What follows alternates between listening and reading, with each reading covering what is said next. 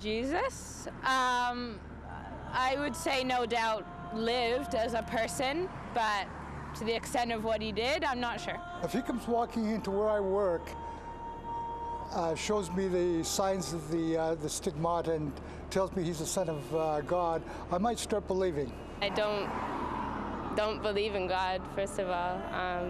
Maybe because I grew up in like an age of science. I have a lot of different thoughts and theories on Jesus, but I don't think coming back from the dead's really possible.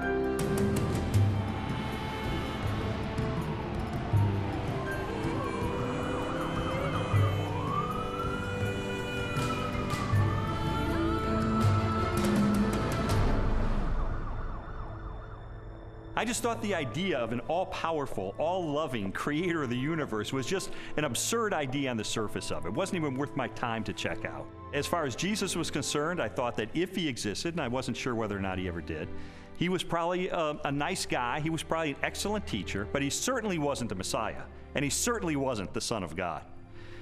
Now, my wife was more in spiritual neutral. She was more of an agnostic, whereas I was more antagonistic toward Christians. I just didn't know where all the pieces fit together. I didn't know who Jesus was or how he fit into the picture. Lee was antagonistic towards God. I was simply confused. There really was no room for God in my relationship with Leslie when we were dating and when we got married, but you know what? We were happy. We didn't have any problem with that. When I first started going to church, Lee responded very negatively. He basically told me that this is not what he had signed up for, that when we had gotten married, he had life planned in a way that did not involve church. My biggest fear with Leslie was that she was going to turn into some religious prude or something, and I thought nothing good can possibly come out of this. But even though I had all these negative ideas of things that were going to happen, in the ensuing months I began to see positive changes in her character and in her values and the way she related to me and the children. And it was winsome and it was attractive. And so when she invited me to go to church with her on January the 20th of 1980, I thought, you know what, I'm going to go. Get her out of this cult, you know, that she's gotten involved in. He did go in with his reporter's notebook so he could take notes and try to find the scandal. Well, the pastor gave a talk that day called Basic Christianity, and he just systematically laid out what it is that Christians believe. And my mind was blown because I had all these misconceptions, and he really did straighten me out on a lot of things. And I remember walking out that day saying two things. First of all, I was still an atheist. He didn't convince me that day that God exists. But secondly, I realized if this is true, this has huge implications for my life.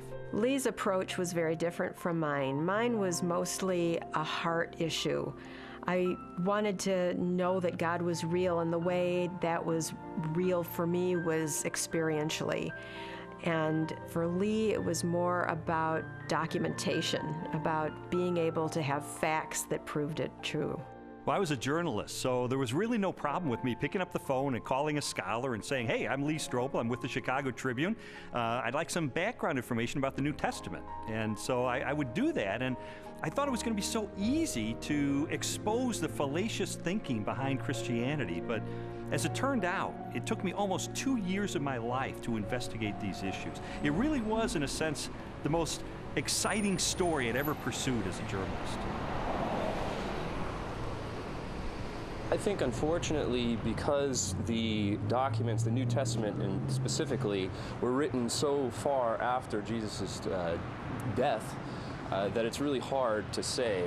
I don't know of myself that it was real. I was not there, but people were there at that time. So their account of things that happened back 2,000 years ago has been passed down. As an attorney, I rely on evidence. And so, you know, it would be tough to get evidence at this late date. Well, I began my investigation by looking at the gospel accounts. How did I know that the New Testament was telling me the truth when it talked about Jesus? Now, obviously, I didn't accept the New Testament as being the inspired Word of God. I certainly didn't accept it as being inerrant.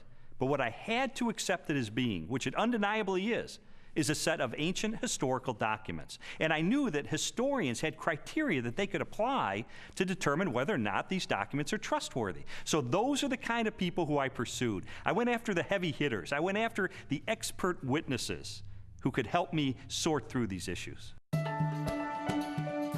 J.P. Moreland, Biola University. Mark Strauss, Bethel Seminary. Craig Blomberg, Denver Seminary.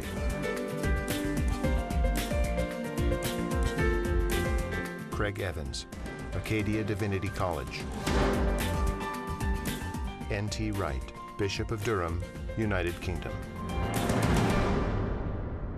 Over the last 250 years, it's been common coin in Western culture that, oh, you can't believe what's said in the Gospels. You know, it's even made into musicals. The things that you're liable to read in the Bible, they ain't necessarily so. And that skepticism has wormed its way into much modern culture, and indeed into many Christian circles, many church circles, where they'll say, well, Matthew probably made this bit up, or Luke just added this bit on the end of the parable, or whatever it is. I and others have spent some of the best years of our lives researching what was actually going on in Palestine in the first third of the 1st century AD, and trying to get inside the minds of 1st century Jews, 1st century Romans, different Jewish parties and movements, etc., etc. And the more that I have tried to do that, the more I've found that what you find in Matthew, Mark, Luke, and John comes up in 3 dimensions and says, my goodness, this actually belongs. It makes sense. It fits. It gives us very vivid portraits of who these people were and what they were doing. The New Testament Gospels are biographies of Jesus. While the authors do not identify themselves in the text, from very early in the Christian era, the Gospels have been attributed to Matthew, a disciple or follower of Jesus; Mark, a colleague of Peter, also a disciple; Luke, a historian and confidant of the Apostle Paul; and John, a disciple of Jesus. Both Matthew and John were among the 12, Jesus' closest followers, and constant companions throughout his ministry. They would have personally observed most of the events they described in their Gospels. Mark and Luke were also contemporaries of Jesus and wrote their biographies based upon information provided by many eyewitnesses.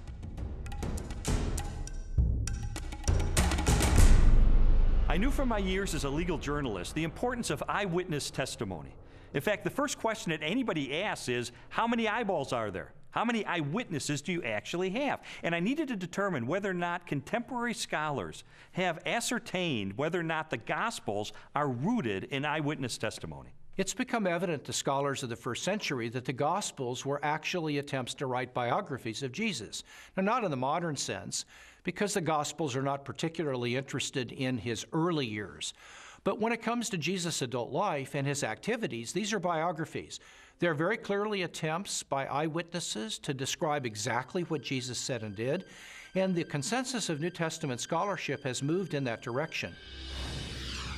Many have undertaken to draw up an account of the things that have been fulfilled among us, just as they were handed down to us by those who from the first were eyewitnesses and servants of the word.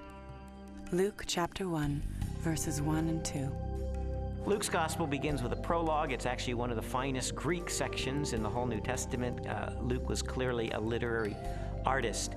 But in that prologue, he points out that he has carefully investigated the material that he presents in the Gospels, that he's checked with eyewitness accounts, those who are actually present. If you read that prologue and you see this is the work of a historian, this was someone who has done his research. Therefore, since I myself have carefully investigated everything from the beginning, it seemed good also to me to write an orderly account for you, most excellent Theophilus, so that you may know the certainty of the things you have been taught. Luke chapter 1, verses 3 and 4. You have to understand that people in the first century valued eyewitness testimony. And this is why, from the 2nd century on, it was important to the early church fathers that the people who were alleged to have written the Gospels actually wrote them, and that they were eyewitnesses of the things they wrote. We have actually very early attestation of the authorship of the Gospels. The early church father Papias, for example, as recorded by the church historian Eusebius, identifies Mark's Gospel as essentially the eyewitness account of Peter. Well, Papias was a disciple of the Apostle John, so we are only one generation removed from Jesus himself. That's a pretty close testimony, and strongly suggesting that, in fact, the Gospels are based on eyewitness accounts. Now, of course, it's not what you would have seen if you had a video camera there, because, after all, if you put a video camera on a street corner, even in Washington, you'd get politicians coming to and fro. You wouldn't actually have a story that would make sense. You'd have a string of random, unsorted events. That doesn't mean that none of it happened, that it's all made up. It's just to acknowledge what is blindingly obvious, that it has been edited and no doubt shaped by the needs of the community, because people tell the sort of stories that they want to tell, because this matters to us urgently here and now. Most historians date Jesus' birth between the years 7 and 4 BC, and his death no later than AD 33. Jesus' public ministry began with the choosing of his disciples and lasted approximately 3 years, culminating in the Passion Week and his trial and death. Scholars generally agree that the Gospel of Mark was written first, sometime between the years 60 and 75 in the 1st century. Matthew and Luke were probably authored shortly after, followed by the Gospel of John. The New Testament Gospels are by far our earliest and most reliable records of Jesus of Nazareth. All of the New Testament Gospels were written in the 1st century. Not only are they remarkably close to the events themselves, but in fact, eyewitnesses are still around. If they were passing on untruths, if they were not passing on reliable history, then we would expect eyewitnesses to say, wait a minute, this isn't what happened. But eyewitnesses are around. Eyewitnesses could confirm what they said. All of the gospel writers either were eyewitnesses or interviewed eyewitnesses to gain the information that they gained about Jesus Christ. As I scrutinized the gospel accounts even further, I realized that it was important to find out not just whether or not the information was rooted in direct and indirect eyewitness testimony, but I needed to know, was this information reliably preserved during the time period before it was finally written down? We have to put ourselves into the ancient world without modern media, without even a print-based culture in which the only and the standard way of preserving information was through oral tradition, most of which was memorized. Young rabbis were often forbidden to comment on a passage of Scripture until they had memorized it perfectly. In fact, it was not uncommon for rabbis of Jesus' time to commit the entire Torah to memory. I've sometimes heard people say, look, I've been in a situation where I whisper something to someone, they whisper it to someone else, and it goes through 10 or 11 people, and by the time the last person tells what was said, it's totally different from what I told the first person. And we can't trust the Gospels for the same reason, because it was transmitted over a long period of time. That illustration is really a bad analogy, and you have to understand that the 1st century apostles who passed on information about Jesus were deeply concerned to get this information correct, because they saw it as sacred holy tradition. It wasn't about what Joe was eating for dinner last Wednesday night. In our day of instant media and everything has to be on film or tape recorded, we are more skeptical of oral tradition, but we don't really understand the nature of oral tradition. Oral tradition is a community event. A story is passed down by individuals within that community. Well, if they get it wrong, you've got an entire community that's going to correct them. So it is self-correcting all the way. These stories were passed on reliably because they were passed on by the community of disciples. In fact, we now have scholarly studies that have been done of oral cultures, and we know that through several generations, Oral tradition can be preserved and passed on without changing a thing. Even though I became convinced that ancient cultures could pass along oral tradition reliably over time, I still had an obvious objection to the New Testament, and that was, isn't it really filled with contradictions? One of the issues people often raise is the question of apparent contradictions between the Synoptic Gospels, where there's a parallel story. For example, Matthew tells the story of 2 blind men being healed, whereas in Mark's account there's only 1 blind man. How can we get this contradiction? The vast majority of these apparent contradictions, however, are quite easily resolved. Mark describes only one of the 2 blind men, the one who is most prominent, obviously, or perhaps even the one who became a disciple of Jesus and became prominent in the later church. So most of these apparent contradictions are quite easily resolved. Had every single account given us exactly the same detail, we might have accused them of some form of collusion, of having gotten together and carefully planned out how they were always going to tell the story with the exact number of details, but then one doesn't have independent testimony at all. It's natural when you have multiple eyewitnesses to the same event. You're going to get different perspectives, and that's okay. You want that. What you're looking for is a core to the testimony that's the same, that's consistent, even though there may be some variation in the incidental details. If you're in a court of law and you have multiple witnesses come in and testify to the exact same thing, the first objection that's brought up is to say collusion. They got together, they orchestrated their testimony, and their credibility is shot. The earliest known copies of the Gospels were written on sheets of papyrus and scrolls made of animal skins. They are among the oldest existing manuscripts of antiquity. The Codex Sinaiticus was authored between AD 330 and 350. It contains almost all of the New Testament and a significant portion of the Old, while the Codex Vaticanus from the same era is a nearly complete Greek copy of the entire Bible. A papyrus fragment from the 18th chapter of John dates to AD 125, less than a single generation after the Gospel was originally written.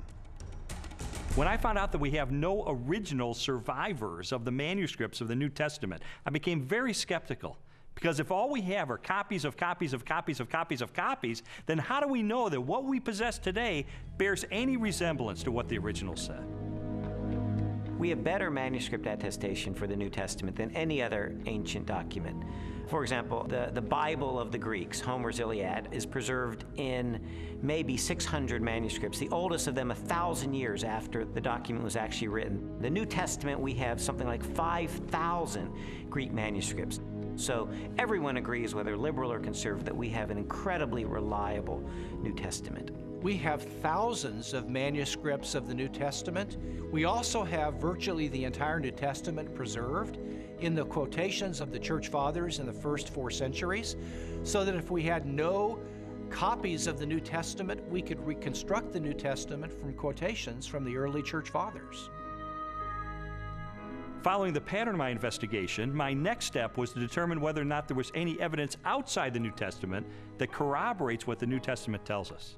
Jesus, of course, wasn't the emperor of the Roman Empire. He wasn't some autocrat that had conquered half of the world, but he did leave an impact in his own environment and created a movement that grew from there. And there is a remarkable amount of documents and corroboration. Josephus refers to him. The Roman historian Tacitus refers to him. Suetonius, the political writer, refers to him. Critics refer to him. And so it's like a stone thrown into a pond. The ripples go out and everywhere are felt. It's a very impressive record taken as a whole. In AD 93, the Jewish historian Josephus published his work, Antiquities of the Jews. Scholars generally agree that the following text accurately records Josephus' record of Jesus. Now there was about this time Jesus, a wise man, for he was a doer of wonderful works, a teacher of such men as received the truth with pleasure. He drew over to him both many of the Jews and many of the Gentiles. When Pilate, at the suggestion of the principal men amongst us, had condemned him to the cross, those that loved him first did not forsake him, and the tribe of Christians, so named for him, are not extinct to this day. In a court of law, the rebuttal case is an opportunity for the other side to present their evidence.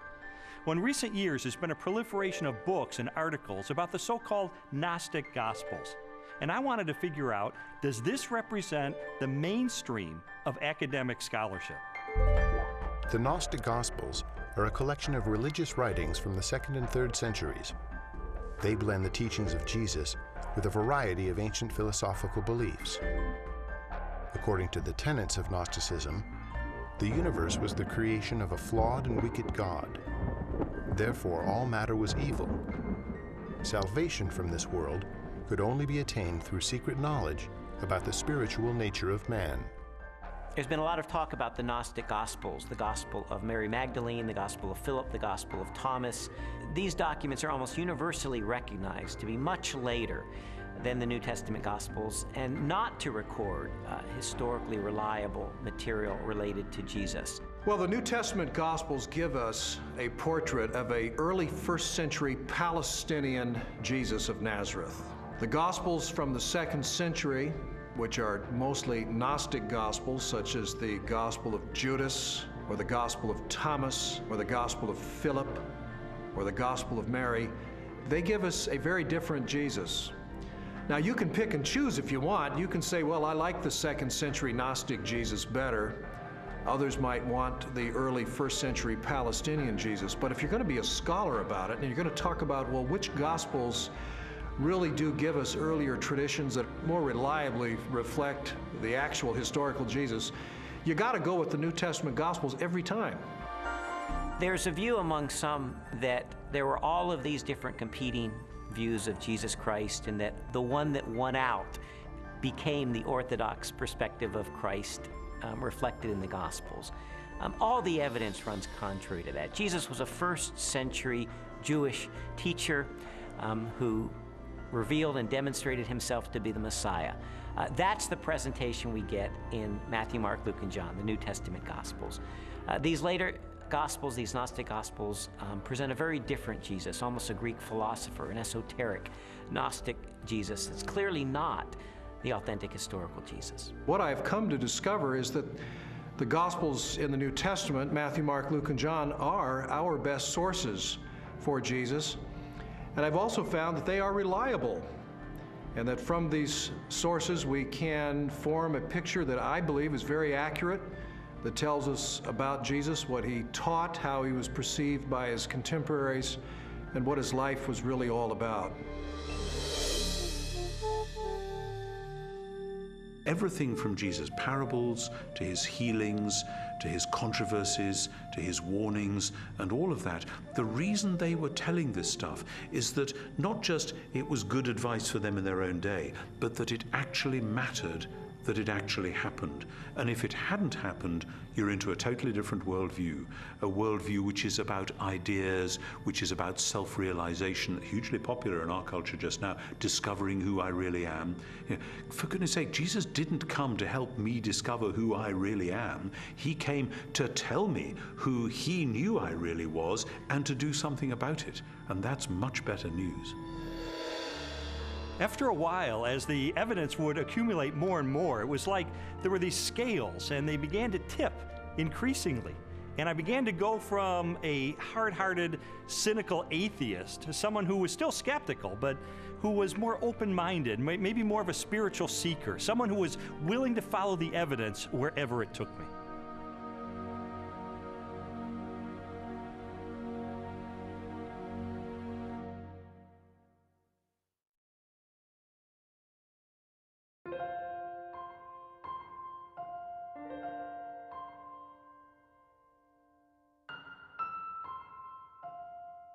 This whole time I was on this investigative journey, Leslie and her friends behind the scenes were praying because they knew that I was checking into the evidence. I was looking into these issues for myself, and they just wanted me to be open-minded about the evidence that I found.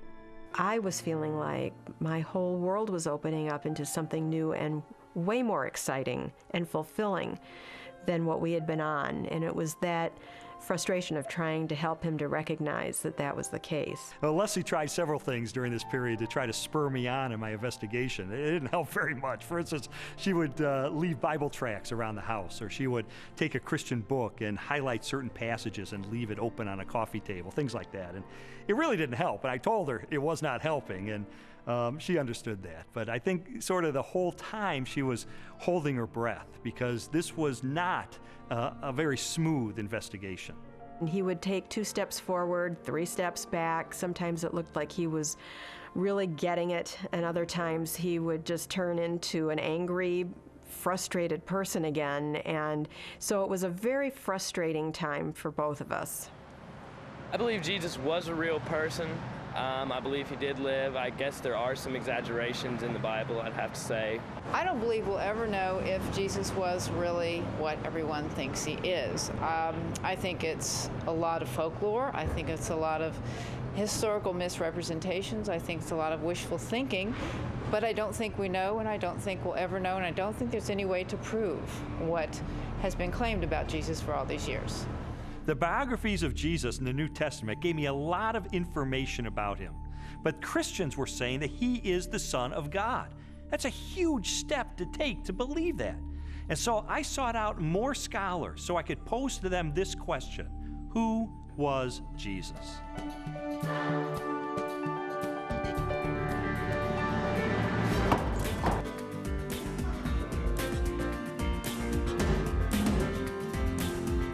Michael Rydelnik, Moody Bible Institute.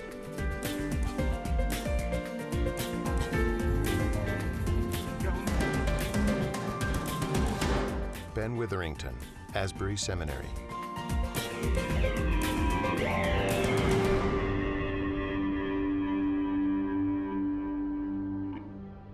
Now, this is one of the things I love about Jesus, and it says something to us. His identity is complex. He can't be pigeonholed. He fits no one formula. There's a lot of aspects to who he is. But always, he presents himself as a challenge to the status quo, to preconditioned thinking about what Son of God, what Messiah must be. He's carving out his own niche. He's doing his own thing like a great and creative artist. He is not simply replicating anything from the past. He is taking bits and pieces of prophecies and ideas and wisdom literature and law and you name it, and he's made a whole new gumbo. And he's serving it up, and people don't know what to think. He goes in a synagogue and says some of this stuff, and they go, wow, a new teaching, and with authority. Shazam! Amazingly, people say, you know, no one teaches like him because he spoke with his own authority. Our sages, our rabbis, always taught that you have to teach in the name of someone else. You know, Rabbi so-and-so says in the name of Rabbi so-and-so. That's the way rabbis were taught to teach. Yeshua came and said, you've heard it said, but not what my rabbi taught me, but I say unto you. And he would clarify, even overrule in some ways, the Old Testament law. Well, this law was given by God himself, for Jesus to say, I am the authoritative interpreter of the law. I am the one who has come to fulfill the law. That's an extraordinary claim, a claim to essentially the authority of God. The Spirit of the Sovereign Lord is on me, because the Lord has anointed me to preach good news to the poor. He has sent me to bind up the brokenhearted, to proclaim freedom to the captives. Isaiah 61:1. It's interesting because when Yeshua went into the synagogue, that was the passage he read. And he says, this day, this verse is fulfilled in your hearing.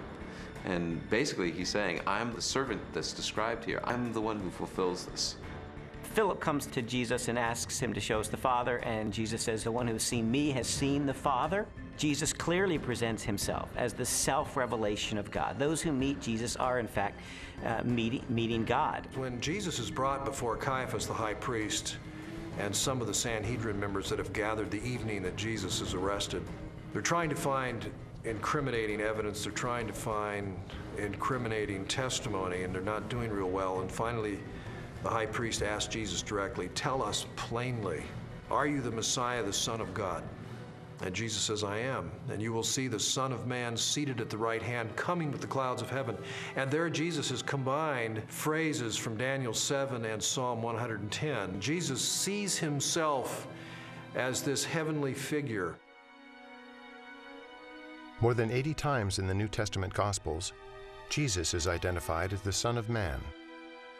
While the human connotations of the phrase are obvious, a broader interpretation is found in an Old Testament scripture written by the Jewish prophet Daniel. In my vision at night I looked, and there before me was one like a son of man, coming with the clouds of heaven. He approached the Ancient of Days and was led into his presence. Daniel 7:13. Many Christians and non-Christians alike hear the phrase Son of Man, they think Son of God refers to his deity and Son of Man refers to his humanity. That's in part true, but in fact Son of Man has a much greater significance than that as well. The title Son of Man, Jesus draws that title from Daniel chapter 7, where a glorious messianic figure comes before the Ancient of Days, a reference to God, and he is given all glory and power and majesty. That portrait of this glorious Messiah is the one that Jesus identifies himself with. He is the Son of Man. So Son of Man doesn't just mean a human being. His dominion is an everlasting dominion that will not pass away, and his kingdom is one that will never be destroyed. Daniel 7:14. Actually, the phrase Son of Man refers to his humanness and his more than humanness. Because no human being can rule forever unless he's a forever person in some kind of way. In addition to the claims that Jesus makes about himself in the New Testament, there are also reports that he performed the miraculous, that he walked on water and healed the sick and turned water into wine and raised the dead and did exorcisms. And so I had to know, is there evidence that these miracles are a result of his divine nature?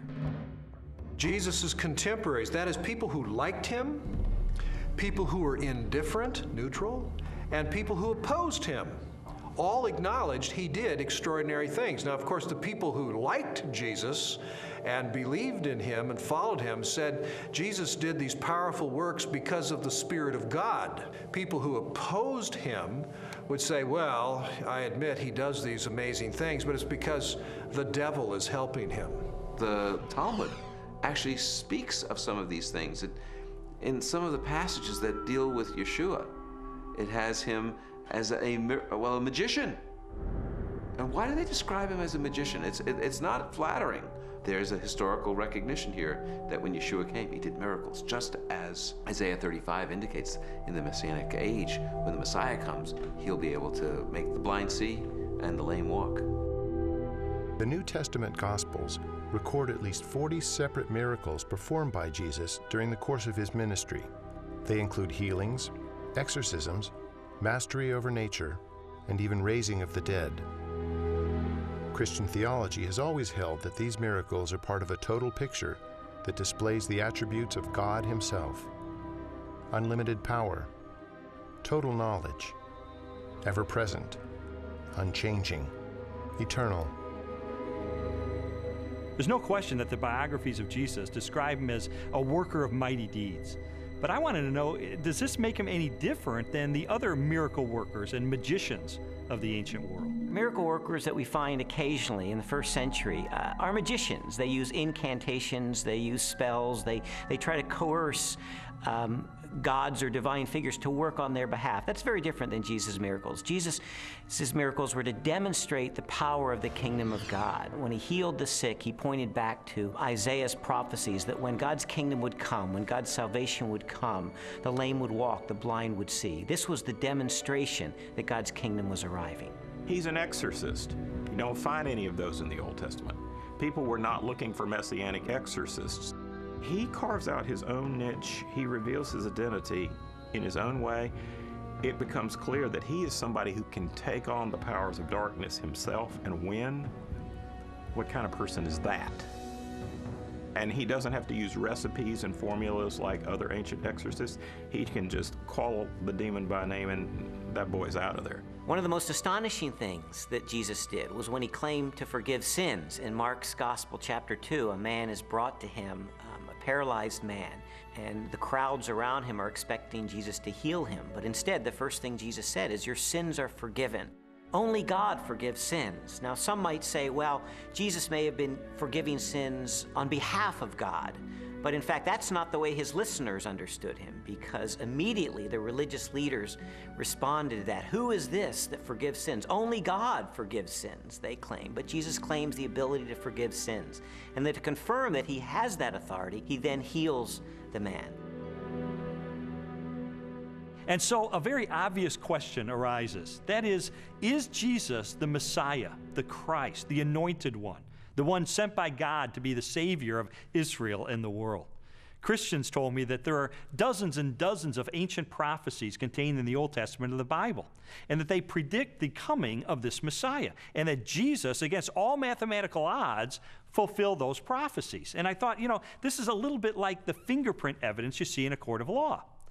I remember covering one particular case where the murderer went through the purse of the victim, and he left one thumbprint on the cellophane wrapper of a package of cigarettes. And it was that thumbprint that led to his conviction for murder. And I thought, in an analogous way, could it be that these ancient prophecies are sort of like that thumbprint on the cellophane? Do they create a thumbprint that only Jesus Christ in all of history manages to match?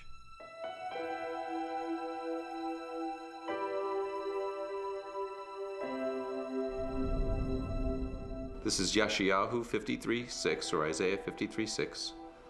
Kulanu katson ta'inu, ish ladarko paninu, vadonai hifnia bo, et avon kulanu. All of us, like sheep, have gone astray. Each of us has turned to his own way. But the Lord has laid upon him the iniquity of us all.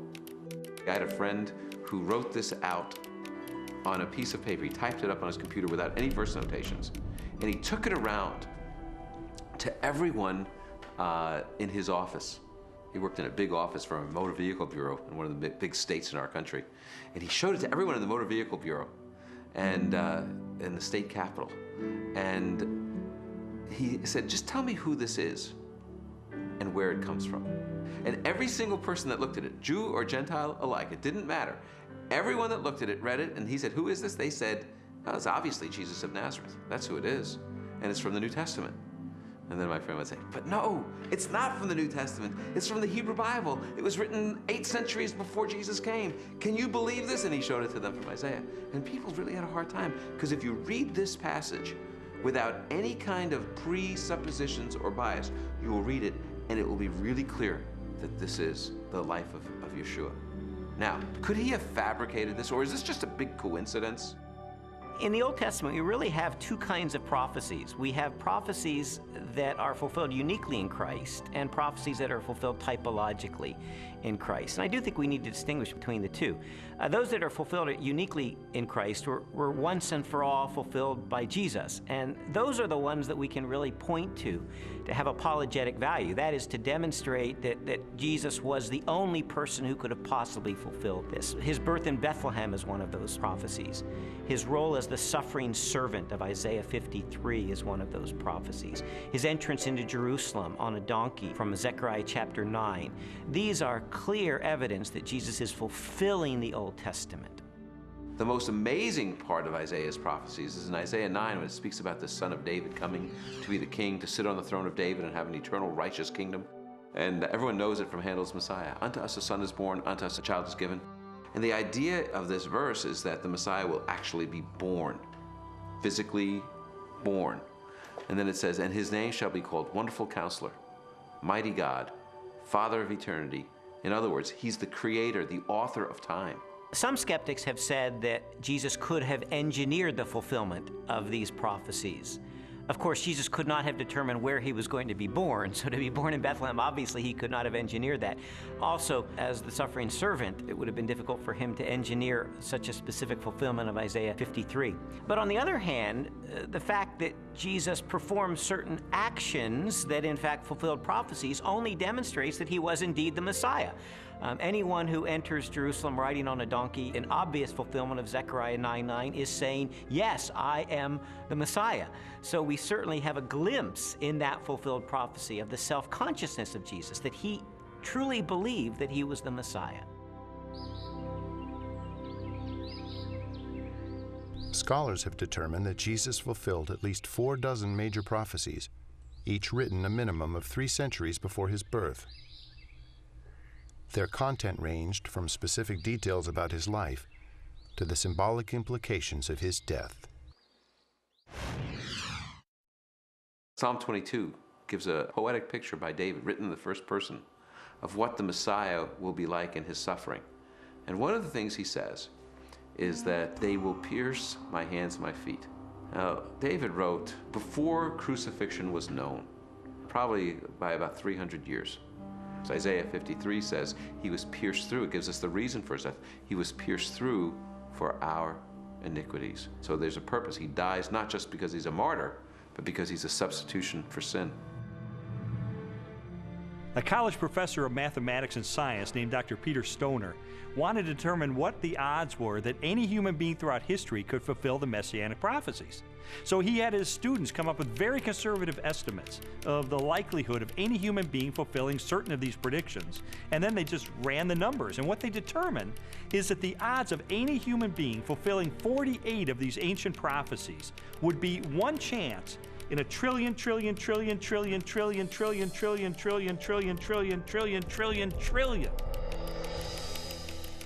It is mathematically virtually impossible. To me, just as significant as all of those unique prophecies that were fulfilled in Christ is the complete drama of the Old Testament. The fact that the Old Testament is the story, the narrative of God's redemptive movement, his movement to deliver and save humanity. And Jesus is the climax of that movement. He is the climax of salvation history, the one who brings it off to fulfillment. You read the Old Testament, it's building, building, building. Jesus arrives on the scene and he is the fulfillment. And he recognizes himself clearly as the climax of God's plan of salvation for all humanity. This whole case was sort of like one of those jigsaw puzzles where you don't know what the ultimate picture is going to be. You just put together the pieces, and as I was putting together all of the evidence, it started to take shape, and I sort of stepped back and I could see that it was a portrait of Jesus Christ.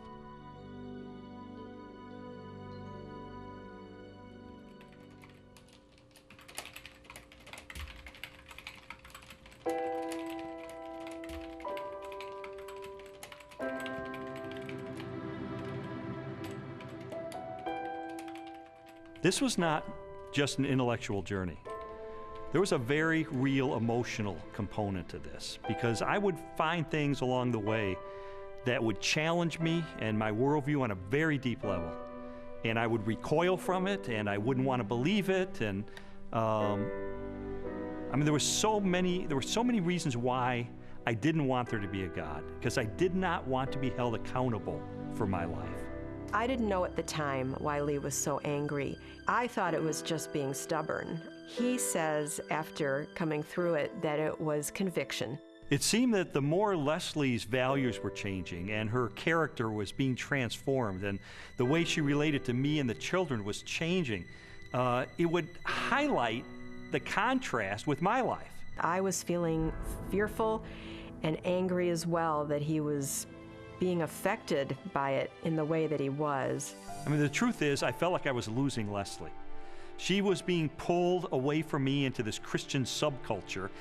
I didn't fit in there. I'm the atheist. I'm the skeptic. And yet I felt like she was being pulled away, and I loved her. I didn't want to lose her. And it got to the point where I was so angry over the whole thing. One day I just reared back and I kicked a hole in our living room wall, just out of rage over the situation. It was a very ugly scene right in front of Leslie, right in front of our little girl. They were crying, and I didn't want to lose her.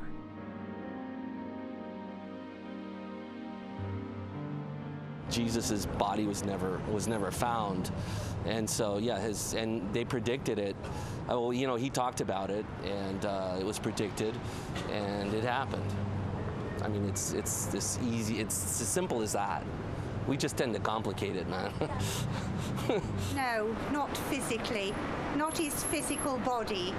So when they came the following morning and rolled back the great stone in front of the tomb, and he wasn't there, no, it must have been dark in that. I don't know. They must have missed him. No, I don't think physically a physical body can rise. I don't think that he was yanked out of that, or physically walked out and walked down the street and met with him. It just doesn't make any sense to me. For more than a year, I'd investigated the historical record for the reliability of the New Testament. I'd looked at the identity of Jesus. But now it was time to look at the ultimate evidence for who he really was, the purported resurrection of Jesus from the dead. And for that, I went to the best scholars that I could track down.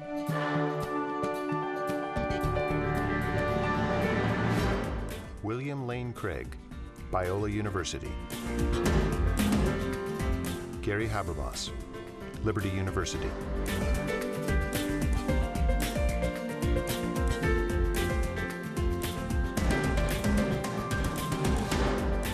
Michael Licona, North American Mission Board.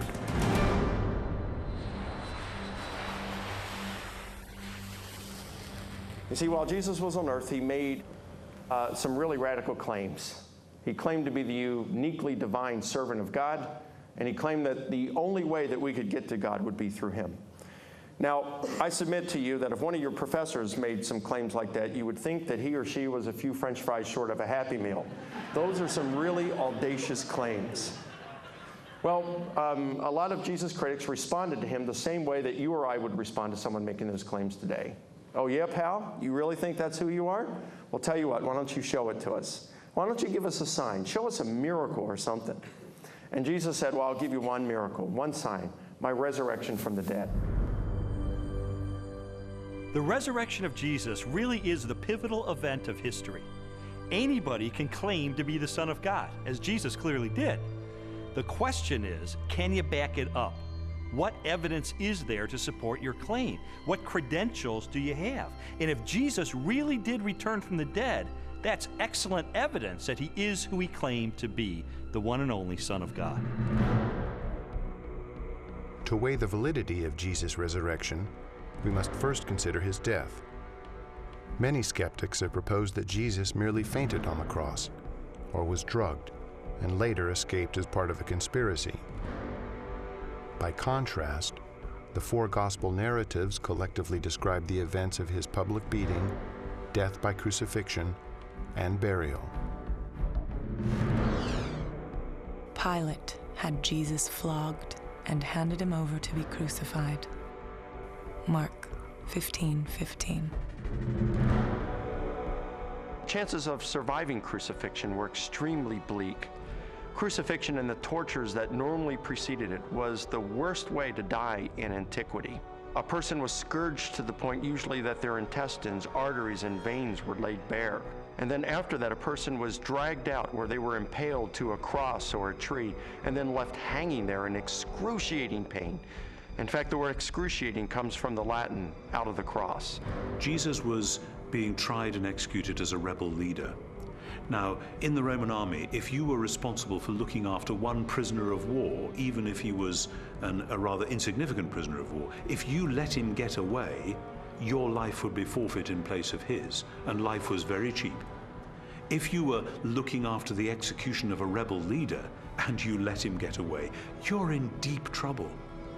Yeah, you're not going back home to your wife and kids. No way, game over. The Romans were very, very good at killing people. They specialized in it. They prided themselves on it. Perhaps the most definitive statement of Jesus' death at the hands of the Romans is recorded in the Gospel of John. One of the soldiers pierced Jesus' side with a spear, bringing a sudden flow of blood and water. John 19:34. Medical experts have concluded that this account from John, an eyewitness of the crucifixion, is evidence that as he suffocated on the cross, Jesus' heart had ruptured. There came a rich man from Arimathea named Joseph. Joseph took the body, wrapped it in a clean linen cloth, and placed it in his own new tomb that he had cut out of the rock. Matthew 27:57 through 60. All four Gospels tell us that Jesus was buried in the tomb of Joseph of Arimathea. That's a remarkable statement, and certainly a historical statement. The evidence for that is, first of all, Joseph of Arimathea is identified as a member of the council, the Sanhedrin, that condemned Jesus. The presence of Joseph of Arimathea in the empty tomb narrative indicates that this is a historically reliable account of what really happened. His name would have been known to people in those days very much like a United States senator would be known today. It would have been very clear where his tomb was, so that there would have been no question about the location of Jesus' burial. It also, I think, indicates that the burial account of Jesus could not have been made up. It is highly unusual to find that the person who alone has the courage to go to Pilate and give Jesus an honorable burial is not members of his family, faithful disciples who followed him to the end. Instead, it is a member of the Jewish Sanhedrin, the very high court, all of whom, Mark says, had condemned Jesus of Nazareth to the cross. The fact that it is Joseph of Arimathea who is the person responsible for giving Jesus an honorable burial is an awkward and embarrassing fact for the early church, and yet this tradition is faithfully preserved in almost all of the traditions that we have about the burial of Jesus.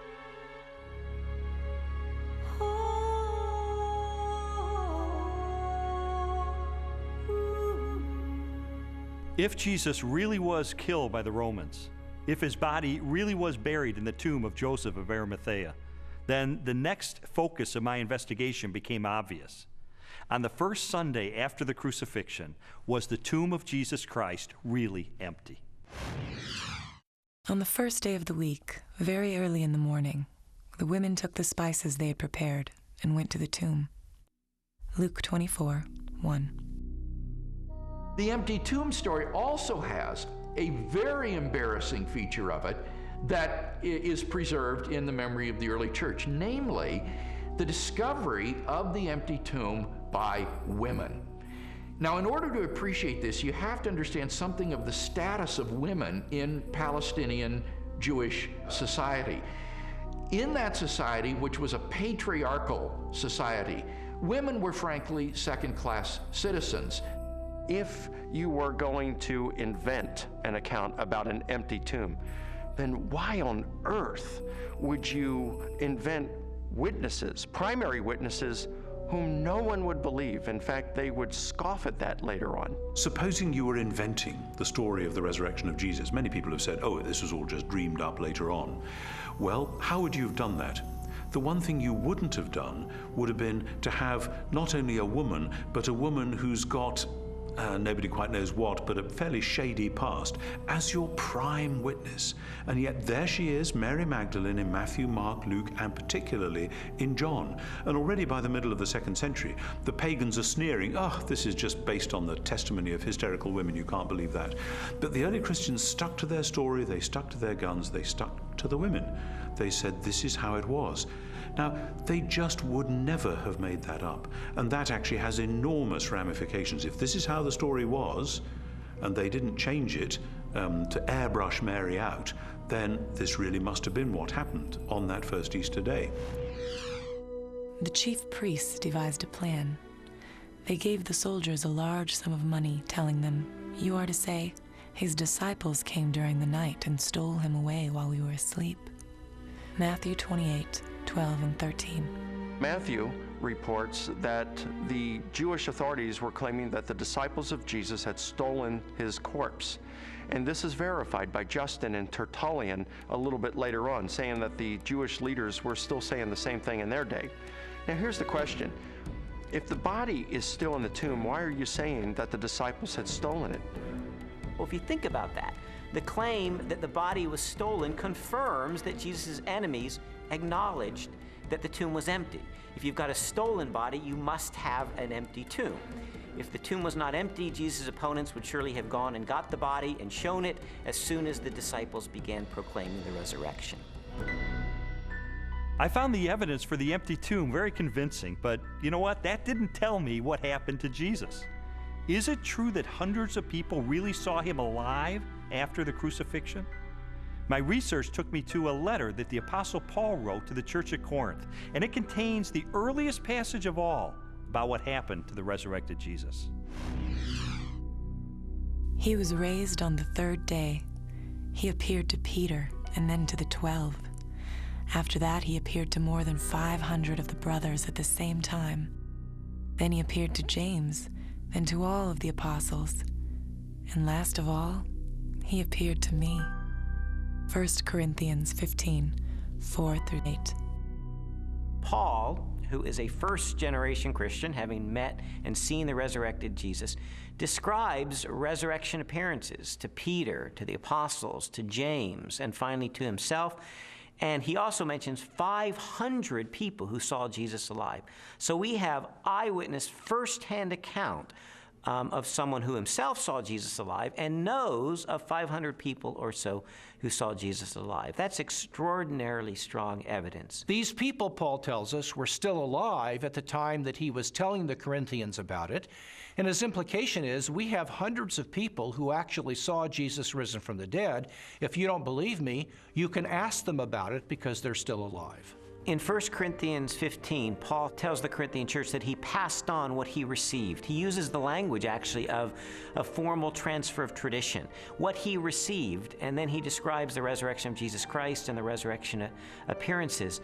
This confirms for us that the accounts of the resurrection were creedal tradition that were passed on to Paul.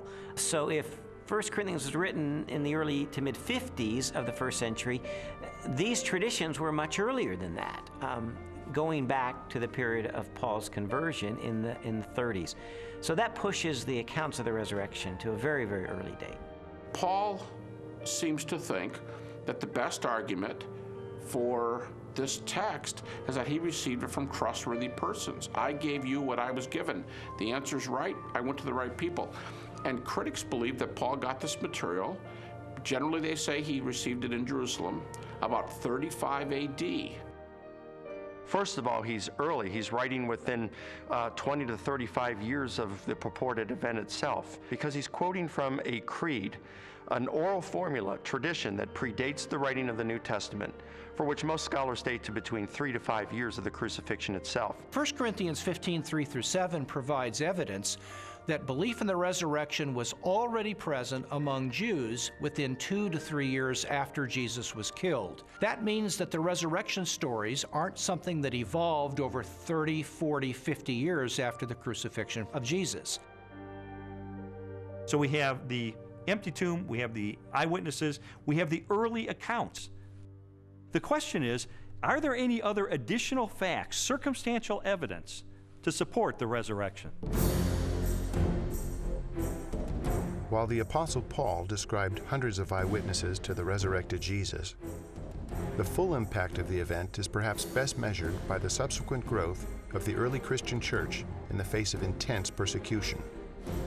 In the 2nd century, the Roman historian Tacitus wrote, "Nero inflicted the most exquisite tortures on a class hated for their abominations, called Christians by the populace. Christus, from whom the name had its origin, suffered the extreme penalty at the hands of one of our procurators, Pontius Pilate, and a most mischievous superstition, thus checked for the moment, again broke out not only in Judea, but even in Rome." Even the most critical, skeptical scholars recognize that the earliest disciples at least believed that God had raised Jesus from the dead. In fact, they pinned nearly everything on it. Without belief in Jesus' resurrection, the early Christian movement could never have come into being. They recognized in Jesus something special, but they wondered if they were mistaken when he died. They didn't anticipate that. Suffer maybe, but die at the hands of Pontius Pilate, the Roman governor? In fact, even when the first reports of his resurrection reached their ears, they were still doubtful and skeptical. But when they met the risen Lord, their skepticism was transformed into a very confident faith a great joy and a determination to preach the good news to everyone else. And I think that's the part that's awfully hard to refute, because we have this turnabout, this transformation of a discouraged and bewildered following on the basis of the good news. Somehow you have to explain the explosion from scared followers who run away to let's worship him, let's sing to him, let's pray to him. If there was no resurrection, and more to the point, if there was no resurrection appearances of Jesus, to those who doubted and were discouraged and denied and betrayed Jesus, we would not be sitting here talking about this today. Other messianic figures had risen in the past, had claimed to be somebody, and had been suppressed and killed by the Romans. Yet no movement arose around those dead messiahs. But these disciples of Jesus were willing to go to the ends of the earth proclaiming the gospel message, were willing to suffer and die for that. The transformation from a bunch of defeated cowards to boldly, fearlessly proclaiming the gospel, even to the point of death, to me confirms that something happened on that first Easter morning. I have worked much harder, been in prison more frequently, been flogged more severely, and been exposed to death again and again. 2 Corinthians 11:23. After Jesus' crucifixion, the disciples lived lives of hardship for 20, 30, 40 years, suffered greatly in their ministries, and eventually suffered martyrdom and execution without recanting for their belief that they had seen Jesus risen from the dead. I mean, what were they gaining? Were they becoming rich? They're running around the countryside. They're, in some cases, abandoning their family for periods of time so they can preach. What they got for their efforts is death, in many cases. You also have to remember that the disciples died not just for something they believed was true.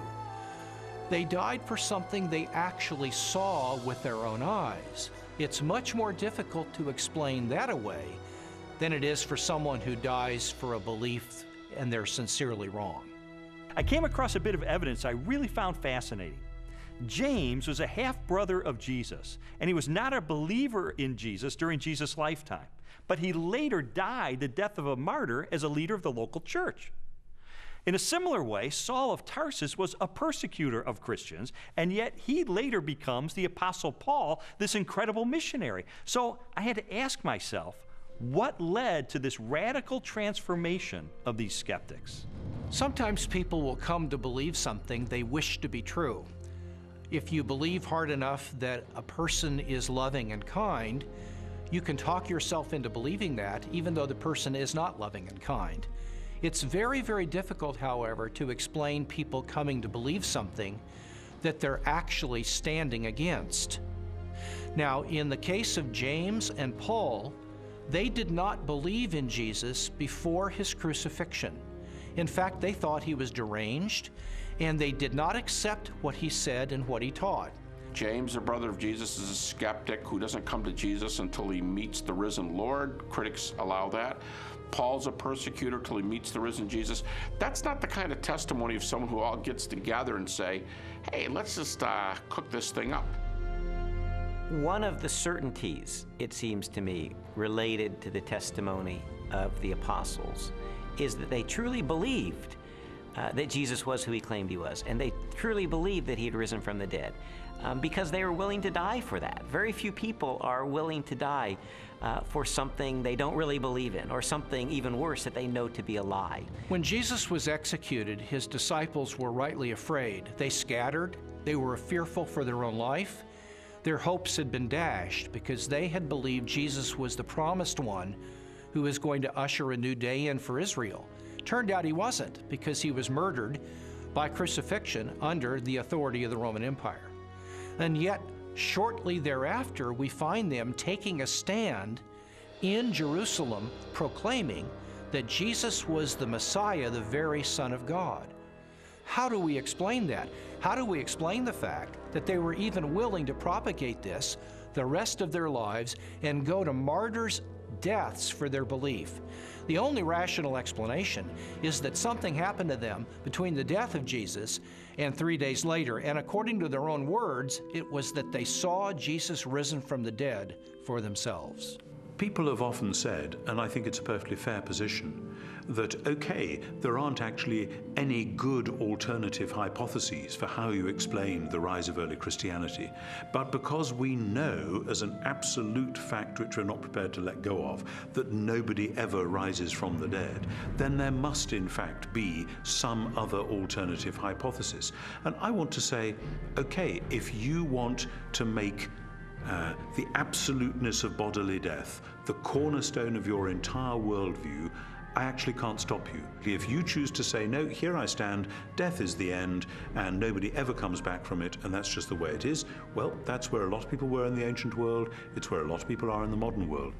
I think that that worldview is radically challenged by the strong evidence which points to the resurrection of Jesus, but it's up to somebody what they do with that challenge.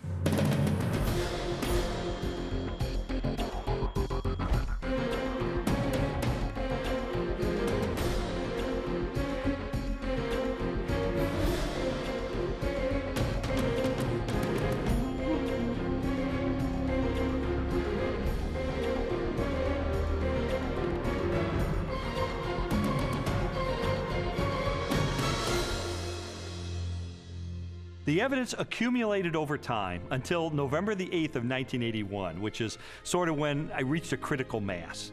I remember going alone in my room, and I took a yellow legal pad and put a line down the middle, and on one side I started to list all of the evidence I had encountered for Jesus Christ being the Son of God, and on the other side all the negative evidence against that. And I wrote and I wrote page after page, and finally I put my pen down and I said, wait a minute. In light of this avalanche of evidence pointing toward the truth of Christianity, it would require more faith for me to maintain my atheism than to become a follower of Jesus Christ. And so that's the moment that I decided, consistent with the evidence, the most logical, the most rational step I could take was a step of faith in the same direction the evidence was pointing, and put my trust in Jesus. And after I did that, I thought, you know, maybe Leslie would like to hear about this. I thought it was too good to be true. My heart was pounding. I was in tears. I was so excited. I just threw my arms around him and kissed him and hugged him and told him how I'd been praying and how lots of people had been praying that this day would come. She threw her arms around me and she said, "You hard-hearted son of a Baptist," she said, "I've been telling you this for 2 years. I mean, come on." And that began a transformational process for me, where over time, my philosophy and my attitudes, relationships, parenting, worldview, all of that began to change over time for good, really for good. When Lee became a Christian, his whole life started to change, to the extent that our 5-year-old daughter, who also saw those changes, went to her Sunday school teacher and told her that she wanted Jesus to do in her life what he had done in her daddy's life. Jesus said, "You shall know the truth, and the truth will set you free." And you know, that's my story. It was someone who said, I'm going to investigate this stuff with an open mind, let it take me wherever the evidence will take me. And what I discovered in the end is Jesus made the claim that he is the truth, that everything hinges on his identity. In fact, everything hinges on the resurrection, because anybody can claim to be the Son of God. If Jesus really did return from the dead, then he is who he claimed to be, and that changes everything. But what about your own journey? I'd really encourage you, if you've never done it, to investigate the evidence for yourself, but make 3 resolutions up front. Number 1, make it a front burner issue in your life. Number 2, resolve to have an open mind, to go wherever the evidence takes you, even if it takes you to the very uncomfortable conclusion that Jesus is who he claimed to be. And then finally, resolve that once the evidence is in, you will reach a verdict in the case for Christ.